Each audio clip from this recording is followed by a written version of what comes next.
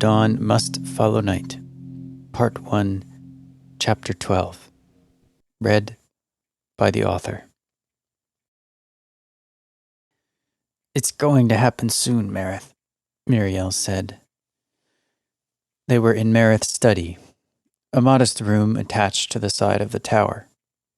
Mareth sat at a large hunk of carved oak that served as a desk. The writing tools and books in use by the prelate were arranged immaculately, a contrast to the disaster visited upon Muriel's desk whenever an idea hooked him. He could never bear to waste time with organization. He was humbled by Mareth's self-control. "How soon?" the prelate asked. "The cataclysm will happen within this day. Are we ready?" Muriel waited for a reply and studied the blade's eyes. He had often admired them with a sort of fear. They were, of course, black, but that was not what unsettled him. When one really looked, it became clear that the eyes were much more than black. There was a subtle depth, a certain movement that betrayed the presence of something far older and stranger than one could imagine. It was the black, the place whose influence was so terrible that the blades were founded to resist it. Mareth shifted and answered, "No." There was a long pause. "We're not ready.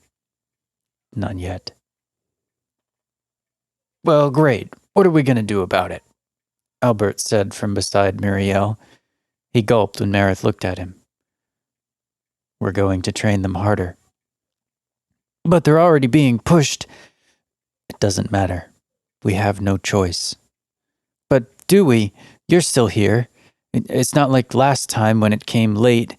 We could get soldiers to help.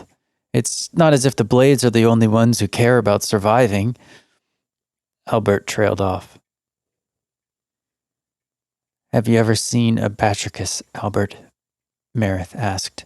No, well, not in person. I've read about them." "Ah, I see." Mareth glanced at Muriel and got up. "Well, I had never seen one either until 70 full days ago.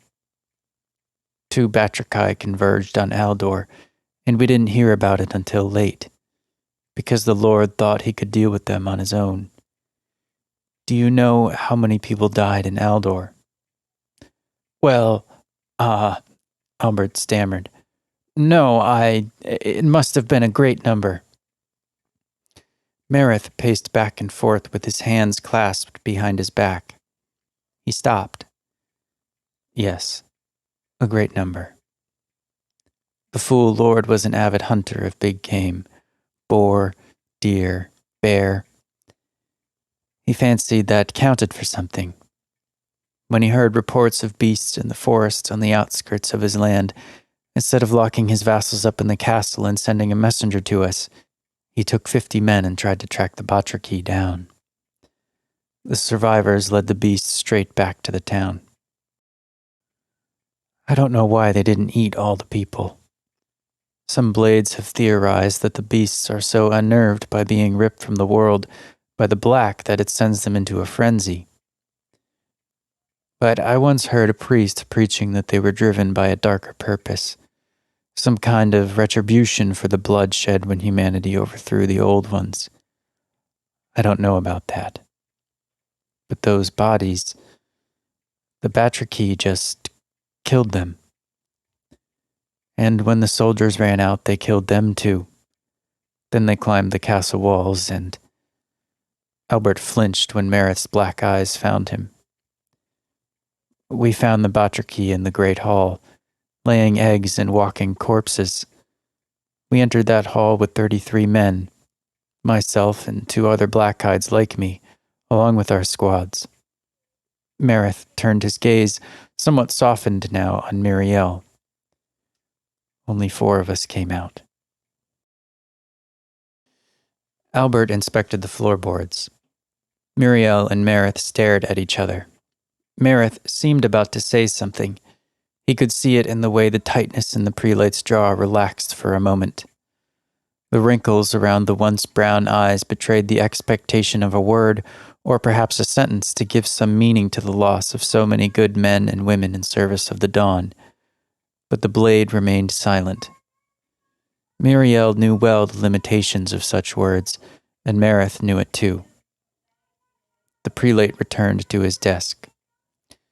33 accomplished what 500 well-equipped knights could not on that day. Many have had the same thought as you, Albert, but the blades wouldn't exist if the cataclysm could be dealt with conventionally. Muriel heard Albert let out a sigh of relief when Mareth sat down. However, the breath caught in Albert's throat.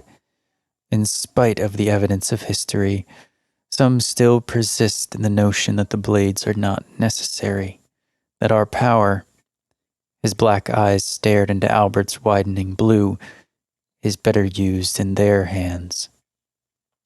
Do you know anything about these factions, Albert? The bald man stuttered. I don't know what you mean. Mareth's nose twisted as if he smelled something foul. I think you know exactly what I mean. The oil lamp, which had been flickering from some unfelt wind, froze for an instant. Albert bolted, shoving the old librarian and running for the door. Muriel didn't try to stop him. He didn't have to. Albert jerked to a stop. Mareth was blocking the exit. How did... Albert's eyes went wider as he backed away from the door. Mareth lunged and blinked out of space, emerging behind Albert with an arm outstretched, pouncing on the smaller man and gripping his throat. You will pay for your crime, Mareth hissed in Albert's ear. And you will tell us who you did it for.